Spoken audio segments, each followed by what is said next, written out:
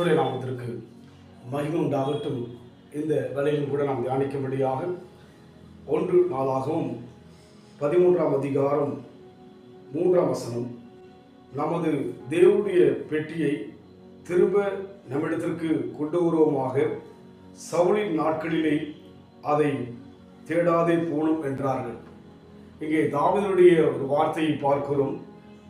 தமது தேவனுடைய பெட்டியை திரும்ப நம்மிடத்திற்கு கொண்டு வருவோமாக என்று சொல்லி தேவனை குறித்தான தாகமுள்ள ஒரு மனுஷனாக தாவீதை இந்த இடத்தில் பார்க்க முடியும். சவுல், பழைய ஏற்பாட்டிலே சவுல் தேவனால் முதல் ராஜாவாக அழைக்கப்பட்டவன், அங்கீகரிக்கப்பட்டவன், அபிஷேகத்தை பெற்றவன், தீர்க்கதரிசி கூட சொல்லுகின்ற அளவுக்கு ஒரு சிறந்த மனுஷனாக வேதத்திலே அவனை குறித்து சொல்லப்பட்டிருக்கிறது. ஆனாலும் அவன் நாட்களிலே தேவனை தேடாதபடி வாழ்ந்ததாக தாவீது சொல்வதை பார்க்கிறோம். இன்றைக்கு நம் வாழ்க்கையிலே தேவ ஜனம்தான், தேவனால் அழைக்கப்பட்டவர்கள்தான், அபிஷேகம் பெற்ற மக்கள்தான். ஆனாலும் தேவனை நாம் தேடுகிறோமா? எப்படி தேடினால் அவனுடைய பிரசனத்தை நாம் நமக்குள் உணர முடியும்? எப்படி தேவனை துதித்தால் அவருடைய மகிமை நமக்குள்ளாக புரிந்து கொள்ள முடியும் என்கிற அந்த வெளிப்பாடு மிக அவசியமாக இருக்கிறது.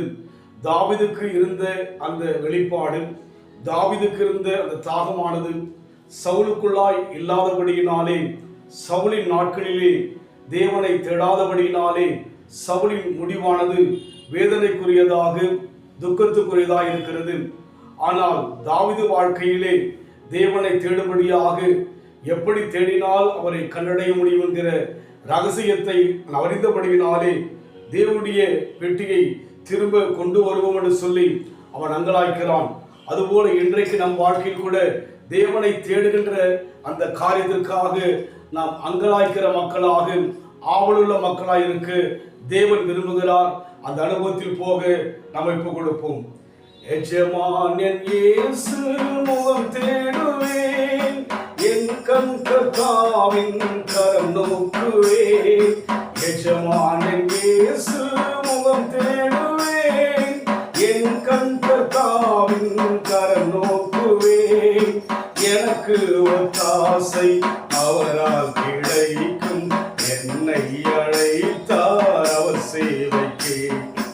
எனக்கு ஒத்தாசை அவரால் கிடைக்கும், என்னை அழைத்தார் அவர் சேவைக்கே. காலை நேரம் இந்த ஜெப தியானமே, கருணை பாதம் காத்திருப்பேன். அதிகாலையில் அறிவை உணர்த்தி அன்போடு இயேசு தினம் பேசுவார். நம் தேவன் தினமும் பேசுகிறவராக, வேதத்தை நேசித்து வாசிக்கும் போதெல்லாம் தேவன் பேசுகிறவராக இருக்கிறார். தாவீது அன்றைக்கு கருத்தோடு தேவனை தேடினார். சவுலோ அன்றைக்கு தேவனை தேடாதபடிக்கு உலகத்தின் காரியத்திலே அதிகமான ஈடுபாடு உள்ளவராக அவர் இருந்தபடியினாலே தாவீது வாழ்க்கை வெற்றியடைந்தது, சவுலின் வாழ்க்கை தோல்வியடைந்தது.